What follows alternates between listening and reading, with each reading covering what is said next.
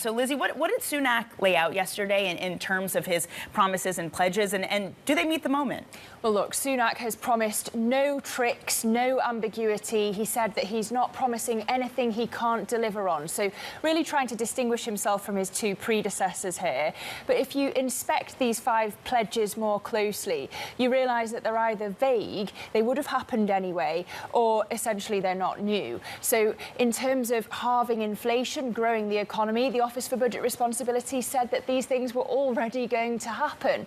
The responsibility for cutting inflation lies with the Bank of England. And if energy prices rocket again, Sunak's going to be able to say that this is out of his control. There was also very little detail on how he's going to cut NHS waiting lists, cut the national debt. We don't know when he aims to do that by. And passing a law on small boats carrying illegal immigrants is literally what lawmakers are there to do.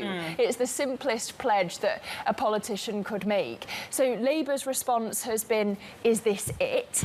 And even some of Sunak's own backbenchers, including the former cabinet minister under Boris Johnson, Nadine Dorries, have sniffed at this. She said this is 3 years of progressive Tory policy washed down the drain. And I guess we get the chance this morning to hear an even more direct response from Keir Starmer. What are we expecting from his speech? Yeah, Starmer's got to steal back the initiative here because his speech was planned for today anyway, and Sunak moved his up to get ahead yesterday. And remember, Sunak's already been optimistic. He's laid out a 5-point plan, which is reminiscent of Tony Blair's 5-point plan ahead of the 1997 election victory. We know that Starmer's being mentored by the former Labour Prime Minister.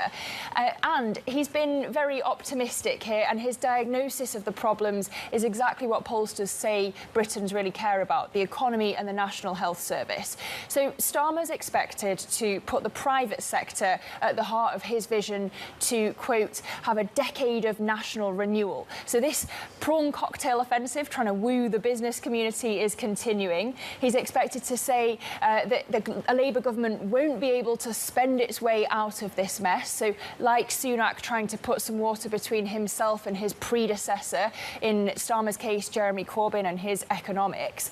And I also expect that Starmer is going to say the elephant in the room here are the strikes that are paralysing the transport network, clogging up the emergency wards, and that Sunak's solution isn't realistic. But really, if Starmer's not going to put inflation-busting pay rises on the table himself, it's maybe not enough for a lot of people.